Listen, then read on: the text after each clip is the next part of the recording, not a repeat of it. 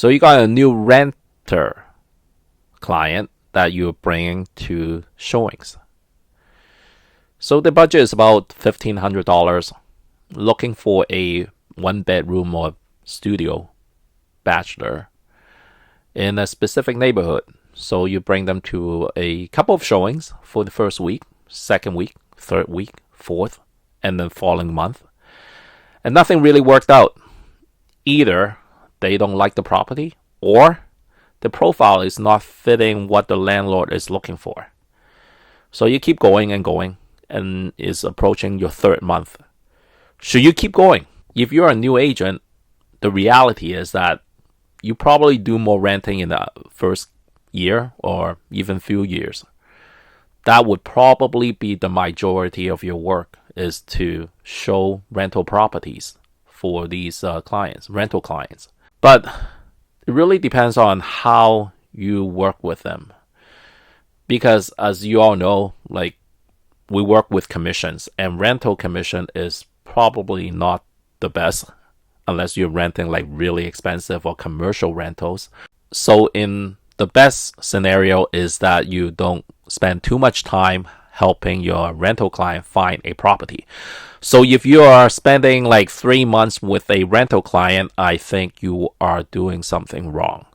Either this rental client is not someone that is easy to deal with, maybe they are very picky, or they profile, let's say they have a really bad credit score, they don't have the sufficient income, or they have some issues with whatever, and most landlords don't want to accept. So there's issues with this client, and you probably should know that early on and not spend that much time.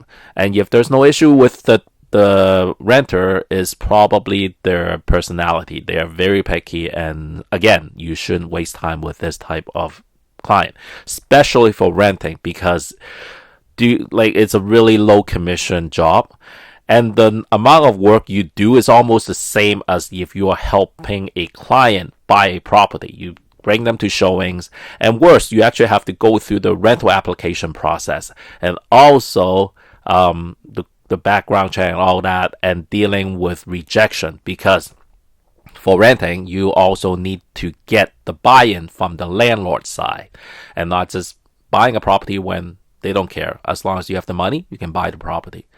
So think about that with your rental clients. You have to really manage your time properly. Set up each of your rental clients in terms of how much budgeted time you are willing to commit to each one, and try not to deviate from them. Even if they said, I just saw a property, just popped up today, can we see it tonight? If it's something that you think you're willing to do once or twice, go ahead. But if it happens a lot, it's really eating into your schedule, and I think you really need to stop that. And really make sure that you do a proper screening of any rental client. I know it's mostly from the landlord side, reference check, employment, things like that, requirement from the listing side. But even before that, if you take on a rental client, you should be doing something similar, just to make sure that they are qualified to be renting like the certain type of properties that they're looking for, because they might not have the income level to look for, let's say, a $5,000 a month rental, and they want to see those, and it doesn't make sense. Or if they're not willing to give you anything until they said they want, like they said, I'm not going to give you anything other than my name, or not even. They might just give you the first name. Then, you know what? Bye-bye. I wouldn't even waste my time.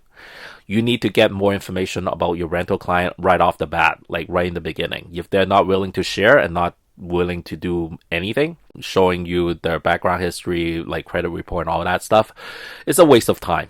I mean, if they say, I'm going to only provide that when I actually get a listing or a unit that I want to submit an offer, then you know what? Don't waste your time. A lot of agents think that they can convert a renter client into a buyer someday, which is true, but statistically, a renter depending on the age, may may not be a buyer at all, especially if they are, let's say, like already in their like 30s or 40s and they're still renting, and it's not like there's a big change in their or prospective change in their career or income level. So keep that in mind. It's not like you have to only work with renters that have the potential to be buyers. I mean, there's like career renters, which if you are in that space, you still work with them because they have a good profile, they have good income. A landlord would be willing to accept. I mean, yeah, if you work that, just keep working that. But don't have the expectation that all renters or most renters will become your buyer clients. Some will be, true, and it's good to have that relationship and build that network, but don't expect too much from all those rentings. So if you're doing just like a lot of rentals and really taking out a lot of your other times to really focus on building up new clients for, let's say, listings or buyers, because if you are doing just renters, then you're just in that space. So I think, again, going back to budgeting in terms of each rental client, how much time you put in, it's not like fill the books with just rental clients. I would strongly suggest that if you're a new agent, mostly doing renters, budget some time to focus on building your other clientele for, let's say, listing or farming in neighborhoods or doing some buyers networking. There's a lot of strategies that I will try to share of how to build those network later on. Right now, just for this video, just want to focus on how to deal with like rental clients and and whether you should keep doing certain rental clients or maybe just to cut them loose. Until next time.